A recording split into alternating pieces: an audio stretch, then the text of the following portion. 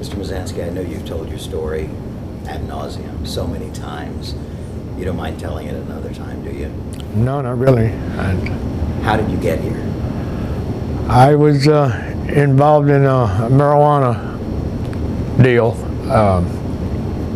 I happened to walk into a motel and somebody else was doing a dope deal, marijuana, and I was there, so I got acting in concert with, I think they wanted to possess and distribute marijuana.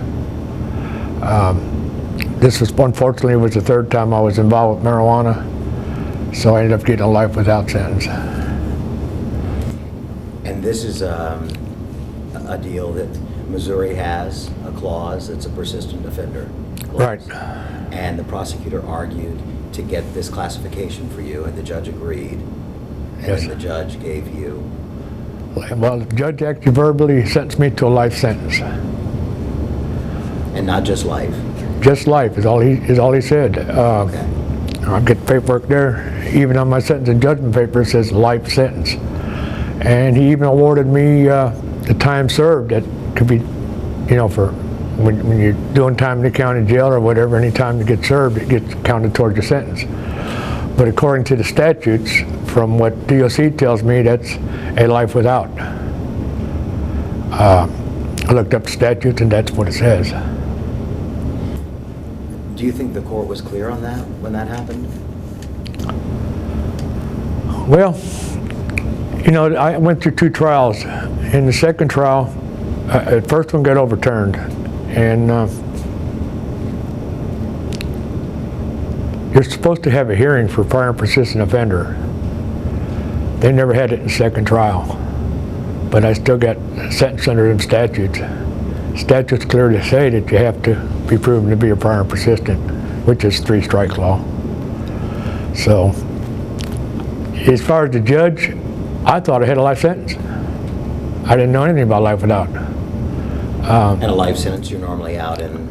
I'd been out in 11 to 15 years, maximum time. I mean, they consider it 30 years, but I've been in no trouble. I've been through every program they have here, so I think I've been a good candidate to go out on a parole. You're in your 21st year here? Yes. What has it been like here, inside? At times it's been pure agony, to be right honest with you. I mean, families growing up, my parents passed away, my brothers and sisters are getting older. Heck, I've spent a third of my life here in prison now. I'm 61 years old, I've been in 21 years. So. After all this, do you still have hope? I have some hope for myself, but you know, I don't have that many years left if you think about it. Might be 5 years, might be 10 years, whatever the Lord blesses me with. But what I'm hoping for is nobody else has to go through what I go through, or what I went through. Because nobody deserves to be locked up for marijuana. I mean, or cannabis, however you want to say it. Because it's not hurting people out there. It's actually helping people, medical. I mean, you've got children that are having, what do you call them, epilepsy, and marijuana helps them, gets them out of it. They're finding out that marijuana also helps some cancer treatments. I know guys that got trouble with their eyes, I think they call it glaucoma or something like that, and marijuana helps them keep their eyesight. So not just medically, and how about just going out for, somebody just wants to smoke it, you know, to relax. We got so many people out there now that are so strung up, so wired out, basically, you know, on life itself. That's a good way to relax without clogging their mind too bad, you know. I mean, there's other ways of doing it, drinking for some, but some people don't like to drink, some people would rather smoke. So I think it'd be a plus to have it. And aside from the cannabis issue, you admit you broke the law, the laws that were in place at the time. Well, I had marijuana in my pocket. I had a couple of grams, so just having that in my pocket was breaking the law, you know. But I just never realized that anybody could ever get a life sentence or even a life without. I mean, such a cruel and unusual punishment for nonviolent crime doesn't make sense. Remember, I started smoking marijuana before it was illegal. So for me, it's been a lifelong thing, you know. Hasn't stopped me in anything. Went through the Air Force.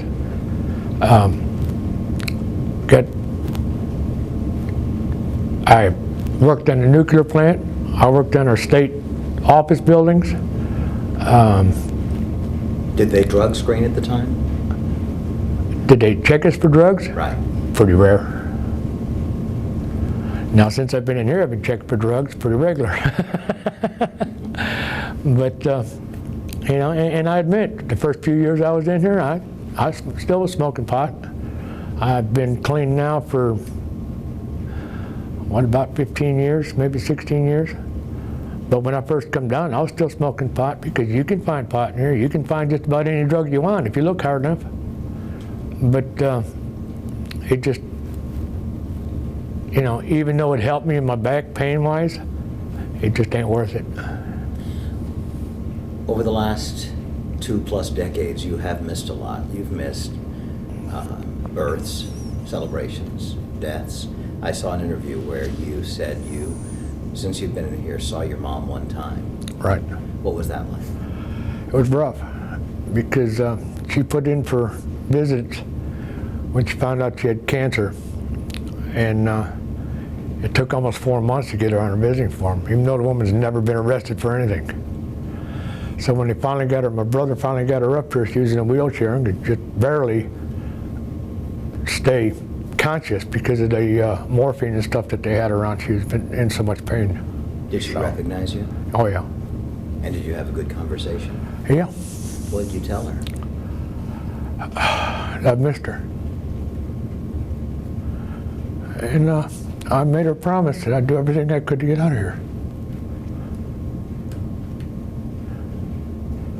So it's not only something that you want, it's also a pledge that you've made to your family. Yes. I made a promise to her that I wouldn't break any law that I was conscious of ever again. And unfortunately, smoking marijuana is one of them laws. In some states. Right. But for me, even if I got out, I couldn't go, say, to Colorado and smoke a joint, as much as I would like to, because it's still illegally federal. So, you know, I went to a program here called ITC, and I've learned one thing is I don't have no gray areas. I don't have no second chances, you say, a gray area or whatever you want to call it. Sure. So it's, what is ITC? It's an intensive therapeutic community. You work on any kind of drug problems, or really works on your mind, your body, and your spirit. And drugs are also brought in. You do your NA and AA programs. You go through a lot of other classes. It's a year-long intensive therapeutic community. And then you got another year after that that's where you're an elder and you kind of help all the other guys coming through. And I still practice it today. I try to help the guys out in the yard. I try to teach them something at work so they got some kind of skill when they get out. I try to talk to them and use myself as an example. You know, you don't want this. You want to be out there with your family. And it's worked. I mean, I've got some of them out there that's not come back. I've heard from them. My son's heard from a few of them. And I don't see them, so it's evidently I'm getting through to some of them anyhow. And that's what I do in here, is I try to do that, teach them, and it's my way to be productive in society, even though I'm not out in society. I mean, I was productive in society before I got locked up. But, and I thought that's what this was all about, rehabilitation to get somebody to be productive in society. Well, I was before they locked me up. This is the only way I can do it now. Have you any idea why the state determined that you should be in a maximum security facility? Because with life without or life sentence, you're automatically a level 5 is what it used to be. I don't know if they've changed level things now or not, and you automatically go to a maximum security prison. It depends upon how much time you have to what prison you go into. my understanding. So without a chance of getting out, you are a higher risk probably. I guess. What I've read stories where they say you're the so-called model prisoner, which whatever that means, I guess that means you obey the rules and try to do the things you've done. Tell me about your experience in that way. Would you say that you've been a model prisoner? Well, I try to do everything right. I mean, I've had 2 write-ups in 21 years, and that was when I first got locked up. One of them was for walking over to the laundry. I was in Potosi trying to get a job. The guard told me I could go, but he didn't write me a pass. Well, I was fresh in prison. I walked over to the other side and then with a thing to put in for a job, and he said, "Oh, you ain't supposed to be over here." Well, they told me to come over here. On the way back, I ended up getting right up for it. The second one was for having some loose tobacco on the floor and get wrote up for that. That's the 2 write-ups I've had, and that's been, what, about 18, 19 years ago? Maybe 20? Not another incident since? No. I've been through just about every program that I know of in the institution. Even programs like anger management.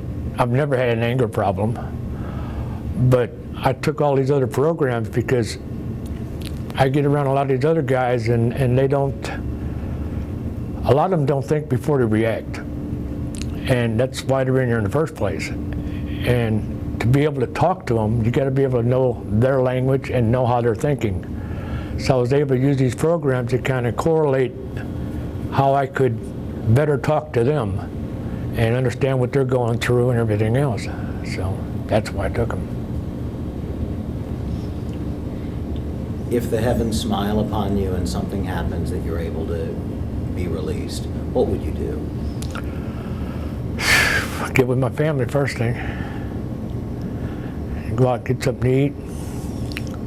Go fishing. Try to find some way to be able to talk to some kids out there, because these hard drugs that are out there are really killing our kids or hurting them. And you know, I don't believe kids ought to be smoking marijuana, don't get me wrong, but I'd rather see them smoking a joint as to walking down the street with a needle full of heroin.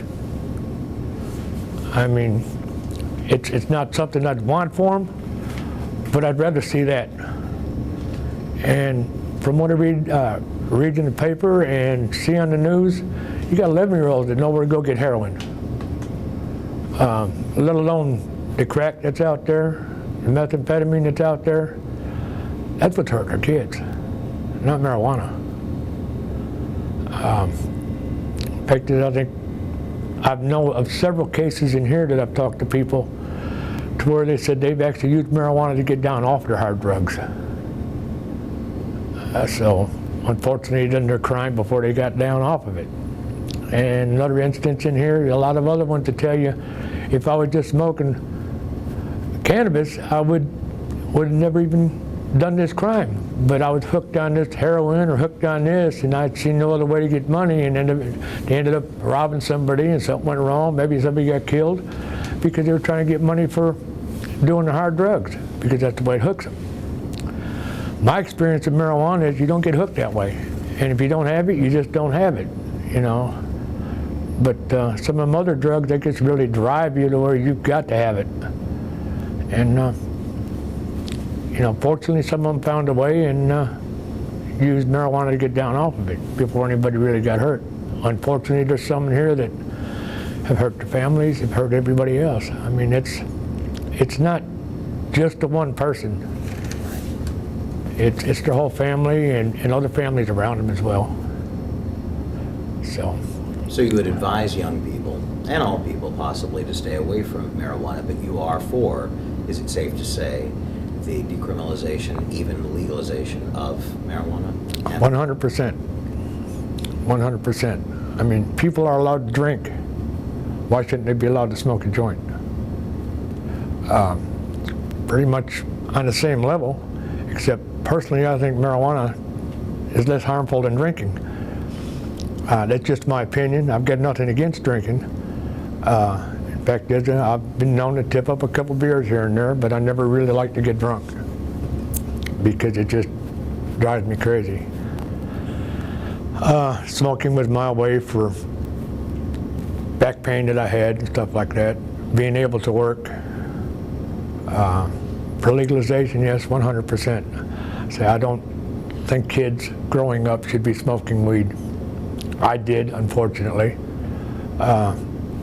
It doesn't seem to hurt me. I was lucky there, and I don't know of anybody that's ever been hurt from marijuana. I mean, I've not seen or read of it anywhere.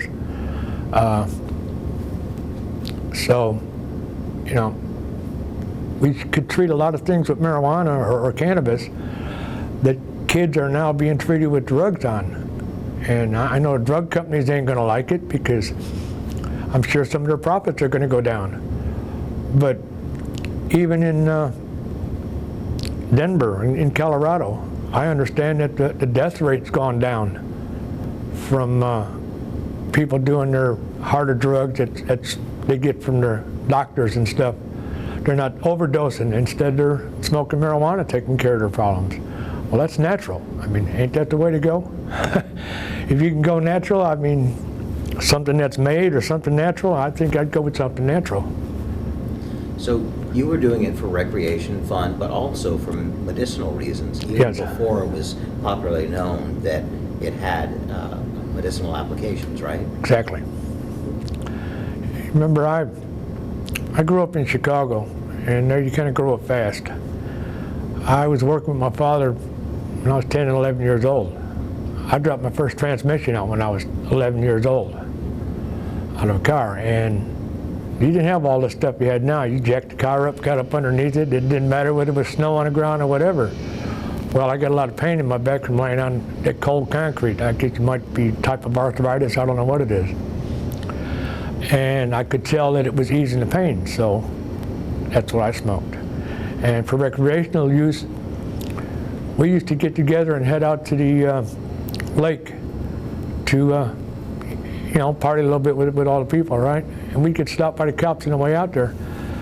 They'd grab the bags of pot, they'd look at it, they'd set it on top of the car, they'd grab the beer. Oh, no, they'd dump it out, and then they'd give us our pot back. Say, don't you ever come back to our area with alcohol again. And they'd let us go on with the marijuana. So that's what I was taught growing up. So to me, there really was no wrong in it. I knew there wasn't because I've experimented with it before it became illegal.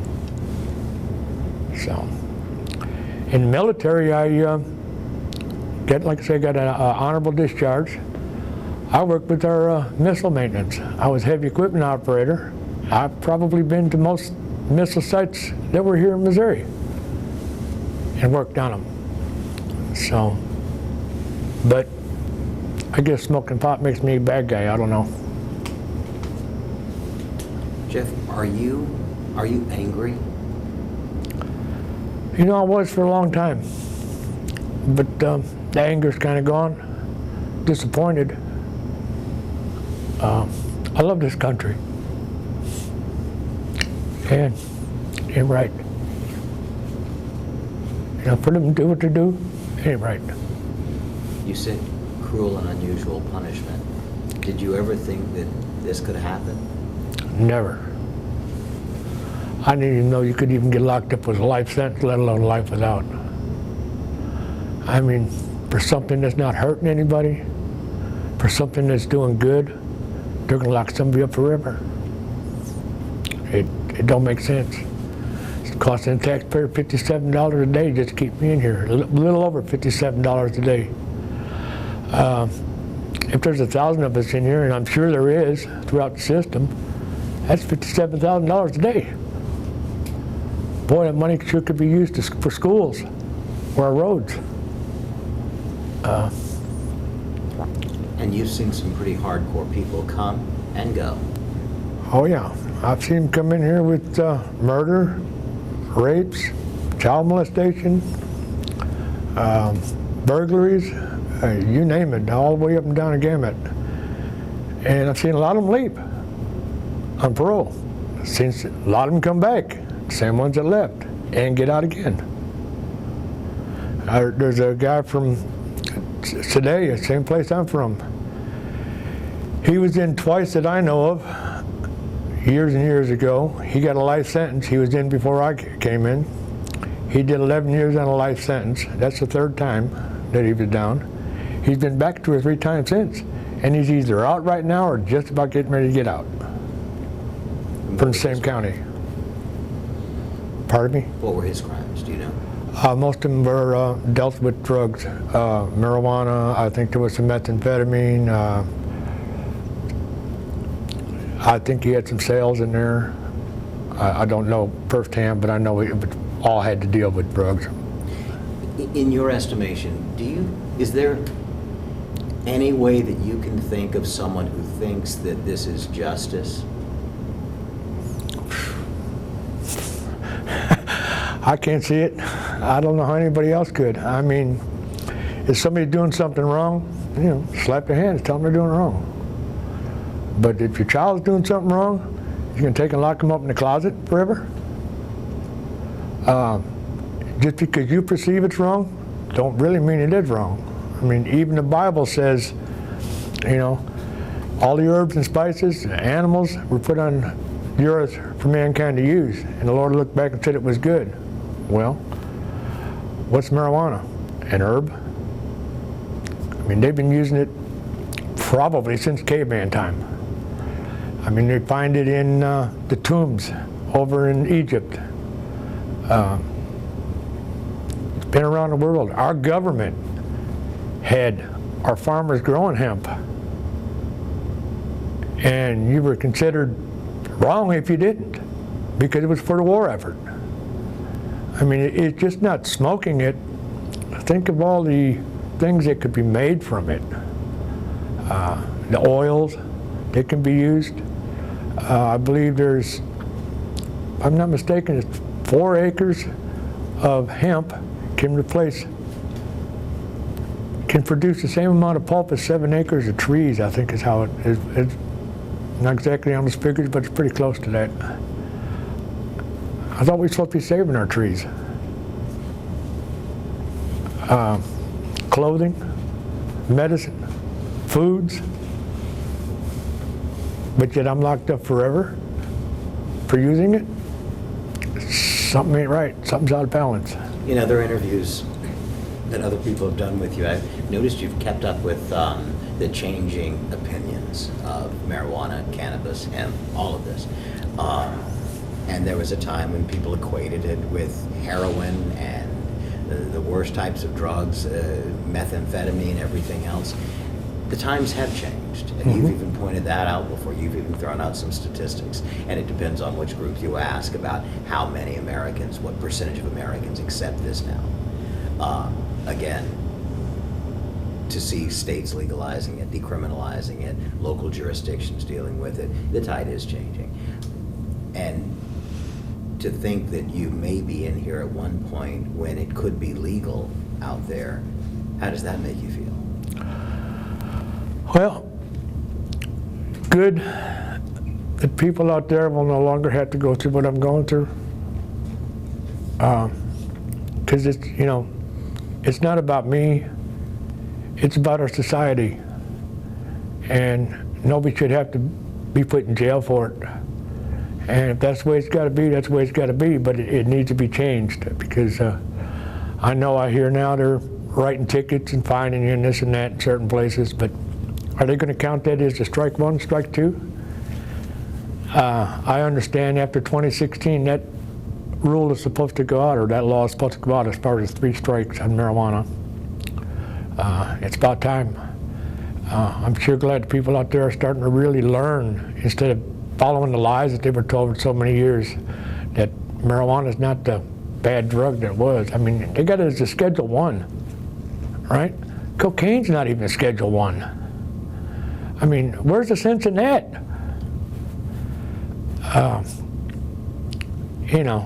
If they wanted to punish somebody for smoking marijuana, what's his normal sentence? Everybody was getting about 7 years, I think. But life without? Why am I treated so different than everybody else? Have you heard from the governor at all, the governor's office in any way? I have not, no. The only thing I've heard was in the news and stuff like that, that my paperwork is on his desk for him to look at. And that is, I guess he's got a group that's supposed to be going over all that stuff.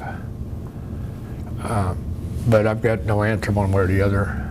I talked to a representative yesterday about this, and I will continue to talk to them, but it was a very simple response. They said in the last batch of people that were granted clemency, obviously you were not one of them, Right. but the case is still under review. How long have you heard that? Since it started, just about. It's been over a year. I mean, they turned in, I forget how many signatures, was it 47,000 or something like that, signatures to the governor? And that's when I first started hearing that the case was under review. Ever since Riverfront Times originally put out the first story with Show Me Cannabis. And that's about how long it's been. If I happen to be Jay Nixon sitting here, what would you say to me as the governor? Oh yeah, I'd like to ask him what's the problem, what's taking so long? I mean, don't I deserve an opportunity? I realized at the time, supposedly I broke the law, but this has never been about whether I'm guilty or innocent. The clemency I put in is I've never claimed one way or the other, and I've done that on purpose because that's not the issue. The issue is, does the time fit the crime? In my case, I don't think it did. So I was treated pretty unjustly and unfair. You know, could he correct it? That'd be the main thing. He knows, he hears all the medical stuff coming out for people, how good it is. He knows the statistics. Boy, our state could sure use the money. If it was legalized, I think they're projecting like about $75 million a year that this state could make. Man, they'd go a long way in our schools, our roads, our bridges that are falling down. Instead of taxing the people, put a tax on that marijuana.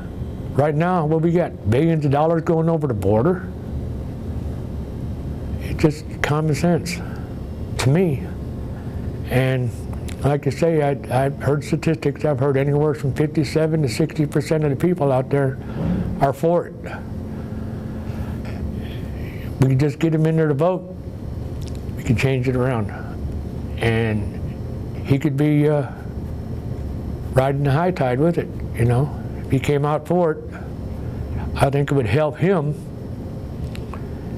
and his image a whole lot more than it would hurt him.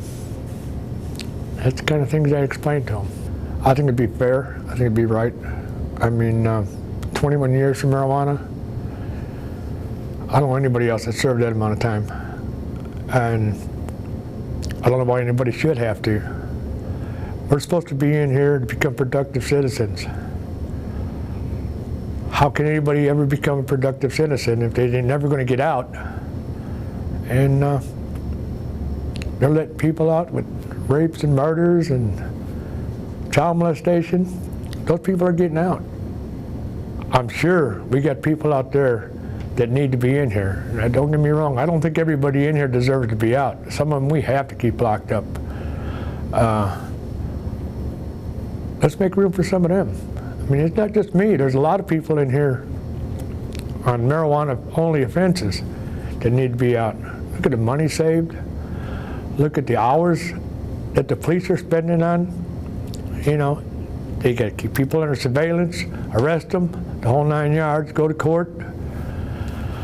Well, I bet you there's millions of hours throughout this state that the police are working on that instead of working on the hard drugs that are hurting, or the murders, the shootings that you hear about, the drive-bys, burglaries. I see on TV every 15 seconds there's a burglary. How many of them are being looked at? Are they glancing at them and That's it. But I'll bet you they'll spend a year watching somebody smoking a joint. It just, economically, it makes sense. I think it would help our state and help the people out there. I mean, how many other families have to lose their father or brother or sister or mother because they're smoking pot and they end up locked up? It just, you're ripping families apart.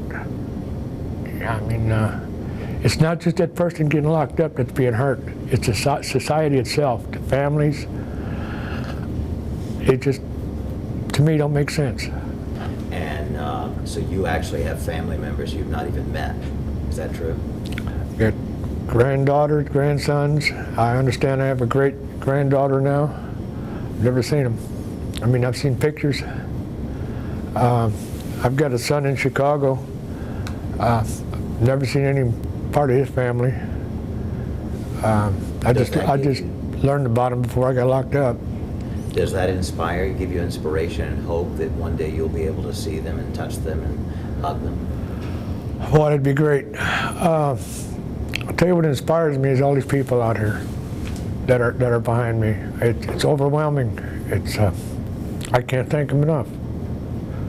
But Show Me Cannabis, they've been behind me since they heard the story. John Payne and his bunch has done wonderful things out there. I hear there's billboards out there and everything else. I don't know what else they could do to prove to our governor that this is what the people want. Is life without, yeah, you know, a human rights issue? A lot of people out there think so. And in any of your transactions, alleged transactions over the years, have you ever hurt anyone in any of these deals? No. The worst thing they can get me for on something like that is trying to help people. I mean, there's times I've walked into houses where they were doing hard drugs and they got families, no food. And they're going to get food, you know. That's just the type of nature I was brought up. I was brought up to help share, help others. In the final deal, the big one that you got caught up in, most of the people involved in that say that it wasn't your deal, it was really just a bad situation, wrong place at the wrong time. Is that how you argue that too? That's the truth. The guys that actually brought it up, I think it was from New Mexico, if I'm not mistaken. They said that they never met me, never talked to me. All right. The guy who actually had the deal set up with them said that I knew nothing about it, that it wasn't my deal, it was his, and that I didn't know anything about it. Be honest with you, once I got in there and about 15 minutes after we was in there, if it was 15 minutes, I realized something was going down. I realized there was a little bit of weed there. There was a small package about the size of a cracker box. And the only thing I was thinking, hey, if that's weed, maybe I can get me a couple ounces, because I did smoke weed. And that's as far as my thinking was going on it. I mean. And it turned out to be a huge transaction, didn't it? Well, they said it was, I think around 6 pounds, if I'm not mistaken. But that 6 was or 7 pounds. A bigger deal that you knew nothing I about. didn't even know anything about it either. And that was tens of pounds. That was. I think it was 90-something pounds or something like that. And in part of their deal to try to lessen their time, they gave you up as well, right? Well, I wasn't really giving up. They were in the motel room and I walked in there and it was under surveillance. But they arranged for surveillance to be there. I understand one guy, he got cut loose. This is a guy that was smuggling from New Mexico up. The other guy did a year in a county jail from what I've been reading. I didn't know that until recently. This is the second guy that was smuggling it up. The third guy whose transaction it was, between the three of them, he got 10 or 11 years. So they're all out, at least on this charge, they're out of prison. Right. And you remain. The only one. I had the least amount to do with any of it. but yet I got charged the most. What would you do for a living if you get out? Well, if I had to, I'd flip hamburgers, you know. It really don't matter. I'm pretty adverse in just about everything. I can run heavy equipment. I've run 2 construction companies for other people and my own at the same time. I was a foreman. So I do construction work, anything from concrete all the way up to a rooftop. I can draft. I've been through school for drafting. I can start at one end of a car and go to the other and take it apart and put it all back together and fix what's wrong with it. The only thing I would have to learn is computers. I don't know this computer stuff on it. I would have to learn that. Drove trucks, run heavy equipment, operated heavy equipment, anything from a pickup truck to a crane, dozers, backhoes. But I would really like to find a job that would pay me enough I could pay my bills to where I could spend time talking with some of the kids, some of them that are in trouble using hard drugs, and try to explain to them what's going on in these prisons. I mean, it's no cakewalk in here. There's believe it or not, there's a lot of nice people in here, a lot of good people, but there's some bad people in here too. And it's not a place for anybody. I know we get guys that came in when they're 14 and 15 and 16 years old. A lot of things can happen in here. I've been pretty fortunate. I've actually, for the first 15 years, nobody even believed I was in here for marijuana. What did they think you were in here for? They said there had to be a body, or I had to be a sex case or something like that. Nobody believed that anybody could get a life, or even a life without marijuana. And until some of this news came out, people started really realizing, you know, I've had people come up to me I've known for 15 years. It's, oh man, we're sorry, we really thought, you know. And I said, I told you. But they just didn't believe it. And there's still people in here who don't believe it. What's the closest you've come to getting out to where you thought it might actually happen? Excuse me. I was supposed to go for parole. In fact, this DOC actually gave me a date. I was supposed to go for a parole hearing and everything else. And I thought I was going up for parole. And when it come time, I got a hold of parole board and said, how come I've never been called up? I said, well, we don't know, we'll find out. And then they sent me a letter back telling me that my sentence was without. And that's been, I got a date in there, I think it's about 5-6 years ago, maybe a little longer now. That's when I first knew that I had life without. So your only hope at this point is gubernatorial clemency? That's it. I understand there's some representatives that are pretty busy trying to pass a few things, but one way or another it's got to go through the government.